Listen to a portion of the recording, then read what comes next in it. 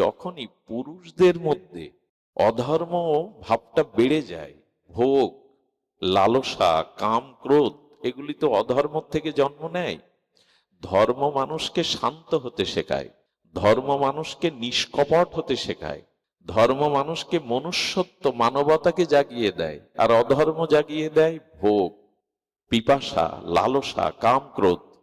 এগুলো যত বাড়ে না, পুরুষদের মধ্যে যখনই এই ভোগ প্রবৃত্তি, কাম প্রবৃত্তি, কামনা এসে পড়ে, পুরুষদের মধ্যে অধর্মের প্রাদুর্ভাবের দ্বারা কাম, ক্রোধ, লোভ যখন এসে পড়ে, তখনই পৃথিবীর সব থেকে ক্ষতিগ্রস্ত হয় কারা জানেন?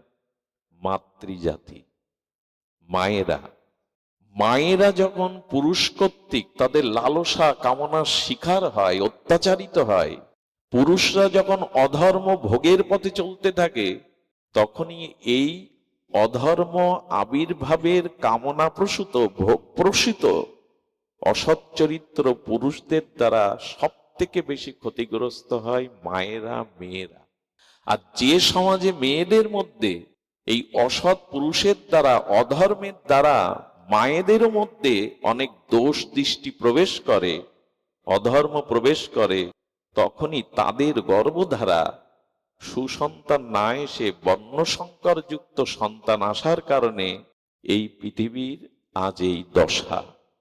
আমি খুব দ্রুত বলে গেলাম, কিন্তু পৃথিবীর ইতিহাস বলছে, এটি খুব গবেষণার কথা, কোনো রমণী নষ্ট হয় না, দুষ্ট হয় না কোনো পুরুষের অধর্ম বা ভোগবৃত্তির আবেশ বা বাতাস না লাগলে।